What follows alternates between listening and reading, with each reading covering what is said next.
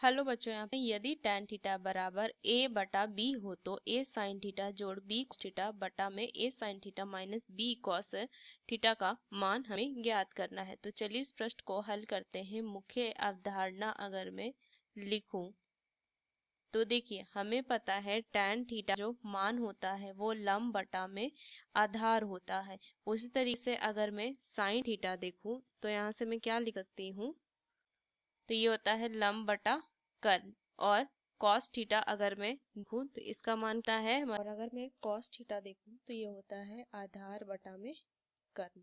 तो चलिए इस प्रश्न को हल करते हैं। तो सबसे पहले अगर मैं देखूं तो tan थीटा बराबर में लंब बटा में आधार जो कि दिया है a बटा b दिया हुआ है।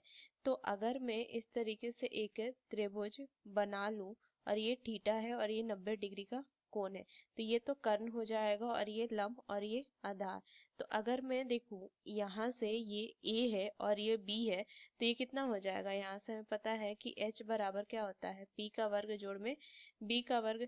तो यहाँ से मैं लिख सकती हूँ क्या, कि ये जो h का जो मान हो जाएगा वो कितना हो जाएगा, वर्गमूल a का वर्ग जोड़ में b का वर्ग, ये लिख सकते हैं।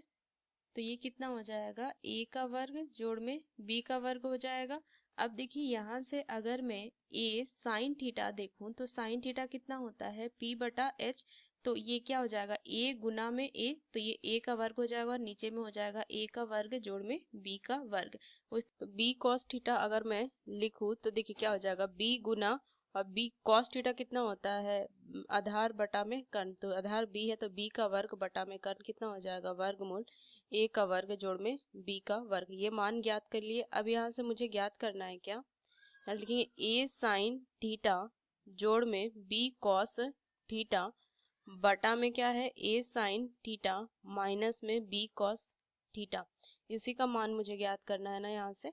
तो चलिए इसका बस मान रख देंगे। तो यहाँ से मान आ जाएगा a स्क्वायर बटा में वर्गमूल में a का वर्ग जोड़ में b का वर्ग माइनस में यहाँ से क्या हो जाएगा, b का वर्ग बटा में वर्गमूल a का वर्ग जोड़ में b का वर्ग बटा में यहाँ से लिखेंगे, ये हो जाएगा a का वर्ग बटा में वर्गमूल a का वर्ग जोड़ b का वर्ग, ऋण में यहाँ पे जोड़ में होगा और ऋण में कितना हो जाएगा, b का वर्ग बटा में वर्गमूल a का वर्ग जोड़ में b का वर्ग। क्या लिख सकती हूँ इनको, ये तो हो जाएगा नीचे लघुत्तम वर्गमूल में a का वर्ग जोड़ में b का वर्ग, ऊपर कितना आ जाएगा a का वर्ग जोड़ में b का वर्ग और गुना में वर्गमूल a का वर्ग जोड़ में b का वर्ग और नीचे क्या हो जाएगा, a का वर्ग ऋण में b का वर्ग।